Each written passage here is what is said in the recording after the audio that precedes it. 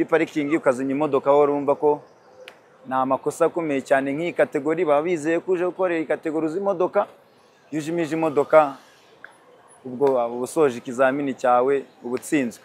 Andi makosa, iyo ugonze igiti hano nta tolerance birimo, naho iyo ukibonye uhita ugorora amapine. Iyo ugoroye amapine uza ugisatira ku buryo utari bukigonge, ukaba close nacyo ukacyegera, warangiza ugahagarara. Ubwo iyo uhagaze rero ni handi tuba dutangiye iki manevure zacu. Iyo utangiye manevure ni ukuvuga ngo ni ugutangira ikibuno cy'imodoka kiba kinjiyemo, en fait tuba dukeneye noneho guhita twinjizamo n'umutwe w'imodoka kugira ngo nawe winjiye muri parikingi. Ni handi tubyita ngo ni manevure, tugenda dukata imbere tujyayo, gakomeza manevure usohoka ugahita ukata iburyo ugashyiramo rivanse, imodoka igasa nkaho iri kwitambika ariko ijya kureba hanze ya parikingi.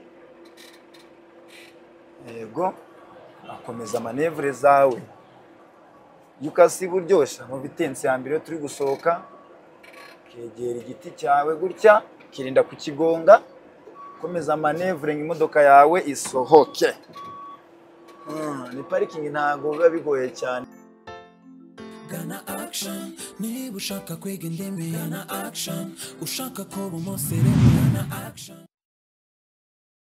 neza. Nkuko bisanzwe ni Action College, yewe nitwa mwarimu Ezekiel Byiringiro, abari ngiye kuri hano kuri site y'ibizamini, site ya Norvège cyangwa se site ya Nyarugenge. Mujya mubabona benshi cyane kuri kariyeri, niyo site ya Nyarugenge. So rero uyu munsi nkuko bisanzwe turarebana isomo rya parikingi. Parikingi ni ikizamini kigwa ari cya kabiri, abanzi kona parikingi, circulation na T-cross. Murayizi ni ya rivanse avuye mu muhanda ikaza mu kibuga, agakurikiraho na demarrage. So noneho uyu munsi isomo tugiye kwiga ni isomo rya parikingi. Parikingi ikorwa gute rero? Abana yaba ari ibiti 8 nk'ibisanzwe, yes, ariko yo ahantu itandukaniye na parikingi y'intoya, yo aba ari parikingi ifite metero 6 zuzuye mu burebure, noneho mu bugari ikaba ifite metero 420. Reka noneho natangira mbereka formule za minibus cyangwa se kategori D ku kizamini. Ikintu kibanza tugashyira umuryango w'imodoka kwa kino giti. Iki giti cya mbere murakibona, iki ngiki mfasheho. Turaza tugashyiraho umuryango w'imodoka kubera ko intoya twashyiragaho rotorovizeri, ariko iyi ngiyi yo dushyiraho umuryango kuko imodoka iba yabaye ndende. Noneho iyo birangiye nk'ibisanzwe n'undi ntago ari parikingi, ntago ijya kure cyane ya B, duhita dukata vura yose ibumoso tukajya imbere dushaka ibiti bibiri nanone by'ibumoso, ariko muri bya parite y'ibiti by'inyuma. Warangiza bimaze ko na bya biti bibiri, hari ikindi giti kimwe ubona muri rotorovizeri yo kwa mwarimu, ndavuga rotorovizeri y'iburyo. Icyo giti noneho iyo ukibonye uhita ugorora amapine. Iyo ugoroye amapine uza ugisatira ku buryo utari bukigonge, ukaba close nacyo ukacyegera, warangiza ugahagarara. Ubwo iyo uhagaze rero ni handi tuba dutangiye iki manevure zacu. Iyo utangiye manevure ni ukuvuga ngo ni ugutangira ikibuno cy'imodoka kiba kinjiyemo, en fait tuba dukeneye noneho guhita twinjizamo n'umutwe w'imodoka kugira ngo nawe winjiye muri parikingi. Ni handi tubyita ngo ni manevure, tugenda dukata imbere tujyayo, twabona imbere hashize tukajya inyuma, tugira ngo imodoka yacu kuko igenda yinjiramo ihengamye, none ize kuba straight muri bya biti byacu. Kugira ngo tubanze tubabwire muri teori cyangwa se mu buryo bw'amagambo, ariko turaza gufata n'umwanya noneho tujyemo mu modoka tuyikore, muze kureba ukuntu formule ikorwa. Iyi ngiyi ni kategori D, ni ya kategori umuntu aza asa nkaho asanzwe azi imodoka cyangwa se yarabanje kubona izindi zo hasi, ndiko ndavuga nka B kuko ntabwo wayikorera udafite B. Noneho kaza tukiga ukabona iyo kategori ya D ya supplémentaire. So ndi mwarimu Ezekiel, reka noneho dukomeze na practice yacu. Ndi makosa ndavuga nko muri parikingi aka kanya ngiye kubereka. Hari ukuza muri parikingi ukazimya imodoka aho urumva ko ni amakosa akomeye cyane. Nk'iyi kategori baba bizeye ko uje gukorera kategori z'imodoka, iyo ujimije imodoka ubwo uba usoje ikizamini cyawe uba utsinzwe. Andi makosa, iyo ugonze igiti hano nta tolerance birimo, naho ubusoje ikizamini ubutsinzwe. Ayo ni amakosa ugomba kwirinda muri parikingi. Ikindi twirinda muri parikingi ni ukumva ko ngo niba uri umushoferi ngo ntabwo uri bukoresha rotorovizeri, ntabwo dusohora umutwe ngo turebe ko bya biti byacu ngo birimo. Byose ugomba gukoresha rotorovizeri utagiye kure cyane yo kuvuga ngo ugiye gusohora umutwe ngo urebere hanze kwirimo. Kurebera hanze ni umupolisi urebera hanze ko imodoka irimo, wowe urimo imbere ubukoresha ibice by'imodoka. Ibice by'imodoka mvuga ubwo ni rotorovizeri, ni side mirror nicyo nshatse kuvuga, na inside mirror, netariyeri, ibyo bazi nka netariyeri. Rotorovizeri imbere kwa mwarimu cyangwa se imbere kwa shoferi hejuru kugira ngo ubashe kureba view y'inyuma. Nibyo ngibyo, ntabwo gusura umutwe wumvishe ko aba ari ikosa rindi utakora muri parikingi. Sasa noneho ubu twageze mu modoka n'imbere tugiye gukora ya pratique. Ahangaha niho ruba ruzingiye. Ikintu kibanze ni aka kantu sentire, umukandara. Hanyuma iyo umaze kwambara umukandara banza kureba neza ko imiryango yawe ifunze neza na rotorovizeri zisetinze neza. Cyane cyane nka rotorovizeri z'iyi modoka muri parikingi ziba zisabwa kuba ziri kureba hejuru, ureba view y'igiti hejuru, cya giti uraza usatira. Reka manze nzisetinge neza, zeri bireba neza. Yes, ahangaha ni sawa. Iyo umaze gukora ibyo ngibyo, umaze kwisuganya, nta pressure y'ikizamini afandi umaze kwitegura koza. Niba witeguye agahita guhereza iminota, ni isanzwe ni iminota 7. Uratse imodoka ubu ngubu iri kwaka. Iyi nayo duhagurukira muri vitence ya mbere, amara gushiramo vitence ukibuka na ferium cyangwa se feri yo guhagarara umwanya munini ukayikuramo, warangiza ugatangira parikingi. Sasa ubu twagiye, ugiye gukura imodoka yacu hano, itangira ihagaze ku buryo bwa parikingi, niko nabivuga. Mu ruhande rwa ruguru rw'ibumoso, ubwo yo ubu yireba ni iburyo bwawe, wireba iburyo bwawe, mbega ibiri mu ruhande rwo kwa konvayeri. Warangiza ugahagurutsa imodoka yawe, gacunga ko utari bukandagire cya giti, bya biti bine twabonye by'inyuma. Ugakata imodoka witonze yose, kareba ko hatari mu mwanya munini. Gateraho akandi kantu gatoya ugomba kwibuka, iyi modoka iba yamaze kuba ndende.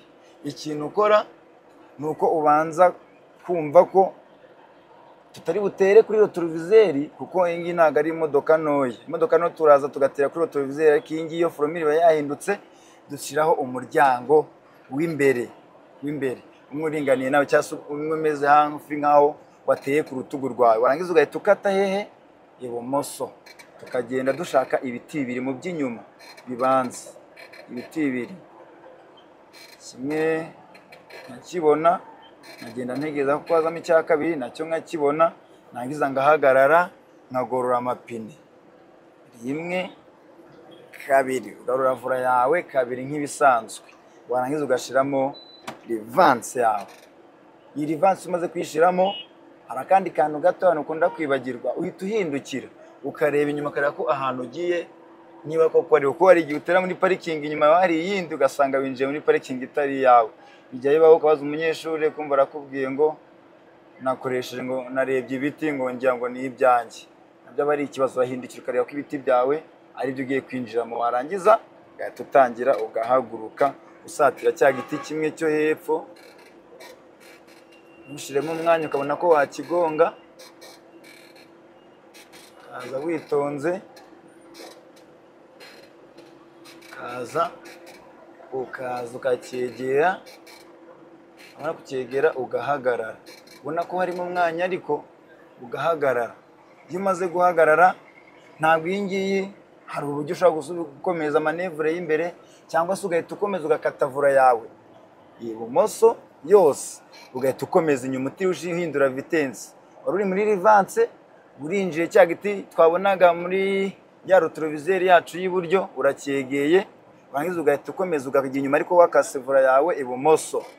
Ukagenda uhindukira neza ureba cya giti ko haje mu mwanya. Ubonye wagitambuka, ndavuga cya giti kibu tuza tureba iburyo muri rotorovizeri, nicyo uza ugasigamo umwanya ukabona ko wahatambuka. Iyo ubonye wahatambuka uhita ureba icyo hagati. cyo hagati muri bya biti by'inyuma ukacyegera gahoro gahoro ugahagarara. Umaze kucyegera uhagarara ugahita ukomeza manevure y'imbere ugakata yose iburyo ukarya imbere, ako ukajya imbere gatoya kongera ugakata ibumoso ugashiramo rivanse ukajya inyuma nanone ukomeza gucunga cya giti cyo hagati cy'inyuma mu by'inyuma.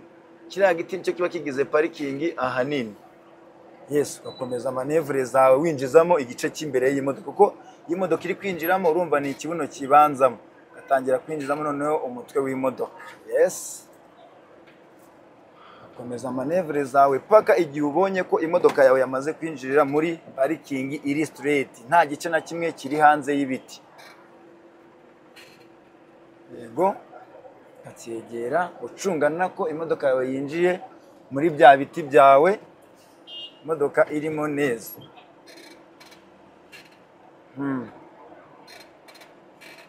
Angiza yubonye imodoka yawe gutya, ubonye ko yamaze kwinjira muri bya biti iri straight iparitsemo neza, nta gice na kimwe kiri hanze y'ibiti, utugira ute ugorora amapine, kagarura rimwe kabiri, warangiza hari ako twita gufinyora, tugafata rotorovizeri yacu tukayiringaniza n'igiti cya kane mu biti by'imbere. Kugira ngo mubyumve neza, igiti cya kane mu biti by'imbere uraza ukakiringaniza na rotorovizeri neza, ukagishiraho gutya. Yes, ubwo ahangaha biba bivuze ngo imodoka yawe irimo ndetse n'akandi karusho wekiribuje imyanya imbere n'inyuma harangana. Hano ikintu uhita ukora, amapine yawe wongera kumekinga ko agoroye neza, warangiza ugakora ku ihoni ryawe ukabaza niba imodoka irimo. Hano afandi ikintu acekinga aza kureba ko imodoka yinjiyemo neza, nta gice cy'imodoka kiri hanze y'ibiti, na rotorovizeri irabarwa.